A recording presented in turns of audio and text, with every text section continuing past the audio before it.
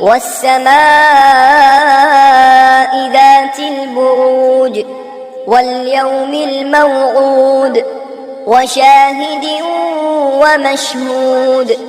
قتل أصحاب الأخدود النار ذات الوقود إذ هم عليها قعود وهم على ما يفعلون بالمؤمنين شهود وما نقموا منهم إلا أن يؤمنوا بالله العزيز الحميد الذي له ملك السماوات والأرض والله على كل شيء شهيد